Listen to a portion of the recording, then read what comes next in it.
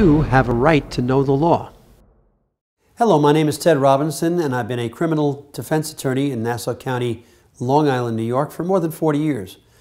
When you first get arrested, you are going to be taken to the precinct and then from there taken to a court. The court you're going to be taken to is called an arraignment court. Arraignment court. And what happens in an arraignment court is you get arraigned. And arraigned is simply another word for entering a plea of not guilty in front of the judge, waiving a reading of the public reading of the charges, and addressing the issue of bail, and then setting a date for the next appearance in another courtroom.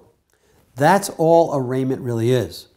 But for you to know what's going on ahead of time, the idea is, first off, you need to contact your attorney, hire them, be interviewed by them, give them all the pertinent information about the whole case, and then set the date with the attorney that you're going to meet, where you're going to meet, and the time and place.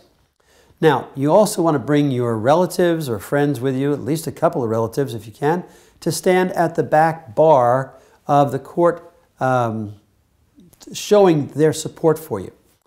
So when you're called up, your attorney will say, for the defendant, and then say their name and their address to the court stenographer who will be taking stenographic records down.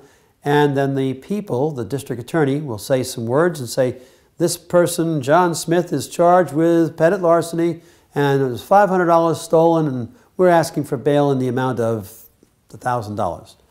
And then at that point, the attorney will say, Judge, we waive a public reading of these charges. We enter a plea of not guilty on behalf of my client. I demand a jury trial if it's a misdemeanor charge or more. And on the issue of bail, I'd like to be heard after the people have been heard first. You always let them speak first so that you can find out where they're going with the whole thing. And then you'll make a pitch to the judge to see if you can get the defendant out on bail or continue them on station house bail if it's been set beforehand. That's what an arraignment is. The final thing will be the judge will set a bail or a bond, alternative, and then release the person. And either they go back to jail if they can't raise the bail, or they're released from court that day or from the jail, wherever they're held at the time the bail is posted. At that point, there'll be a conference date set in Nassau County and Suffolk County, and most counties actually, so that the attorney can come back with their client at another date, discuss the case with the district attorney, and try to come up with a reasonable plea bargain.